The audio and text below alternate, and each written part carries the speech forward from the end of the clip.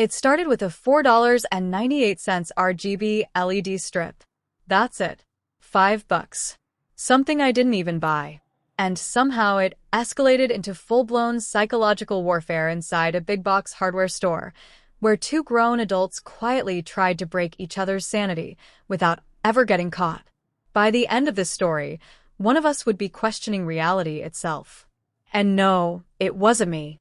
Before we dive in, if you've ever had a coworker cross a line, push a button, or underestimate how petty you can become when provoked, hit that like button, subscribe, and settle in, because this might be the most patient, slow-burn revenge story you've ever heard. I work in millwork, doors and windows. Precision. Measurements.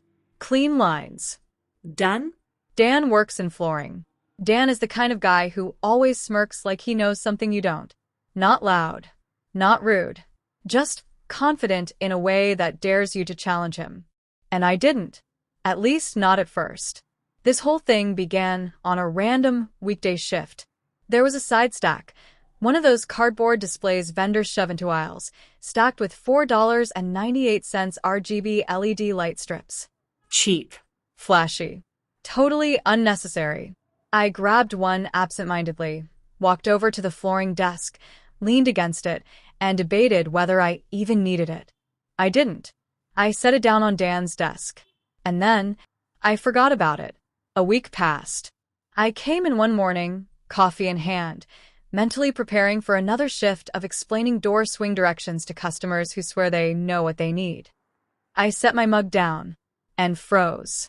There were 4 RGB LED strips sitting neatly on my desk. 4. Same brand, same box, same smug energy. I didn't laugh. I didn't smile. I felt something else. That slow, tightening pressure behind the eyes. That quiet realization that someone had just challenged me. So, I escalated. I waited until Dan wasn't around. Then I placed 8 LED strips on his desk. Not stacked. Not organized. Just there. A silent message. A few days later, I dragged the entire side stack, every single light strip, into his department and updated the inventory location so it could officially be found there. Corporate chaos. Perfectly legal. For about a week, it went back and forth. Lights appearing. Lights disappearing. Neither of us said a word. Until one afternoon, Dan leaned casually against my desk and said, completely unprompted, "You know what my favorite part of Christmas is?" I shrugged. Playing Elf on the Shelf with my wife. He smiled. That's when I knew. This man didn't just prank. He played the long game. Challenge accepted. Not with noise. Not with mess. With precision. Corporate rolled out these new safety badges, cheap plastic things with clips. About 100 of them sat in the break room. Free for anyone. Every day I took one. And every day I slid it under Dan's keyboard. But never in the same place. One day under the left foot. Next day under the right. Then dead center beneath the spacebar. Just enough to tilt it. Not enough to see. Enough to feel. Enough to make him pause mid-typing. Enough to make him adjust his chair. Enough to make him question himself. After 2 weeks, there were 15 badges hidden around his keyboard. I watched from across the department as he lifted the keyboard. Stared. Counted. Said nothing. That's when he retaliated. I came in the next morning to find $500 worth of outdoor Wi-Fi LED lighting systems on my desk. Smart lights. App-controlled. Enough to illuminate a small neighborhood. I nodded once. Well played. So, I went quieter. 2 days ago, before leaving at 5 p.m., I noticed Dan had stepped away. I placed a tiny piece of tape over the optical sensor on his mouse. Perfectly centered. Invisible unless you flipped it over. He worked until 9 p.m. that night. Then 2 more hours the next morning, before finally asking a coworker why his mouse felt possessed. I didn't laugh. I breathed out through my nose. Tonight, before leaving, I slid another safety badge under his keyboard. I'm running out of badges.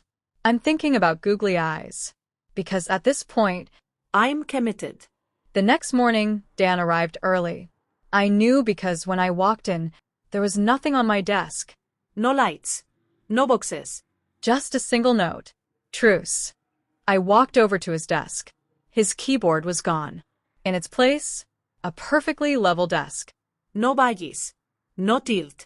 but taped to his monitor, a single pair of googly eyes, staring directly at me. We locked eyes. Then we both laughed.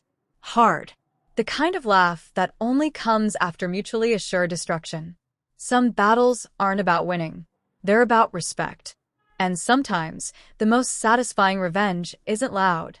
It's subtle, patient, and just unhinged enough to be unforgettable. If this story made you smile, cringe, or rethink every weird thing that's ever happened at work, hit like, subscribe, and tell us in the comments. Backhand index pointing right, what's the pettiest revenge you've ever seen or pulled off? Because trust me, there's always someone out there moving your keyboard 1 millimeter at a time.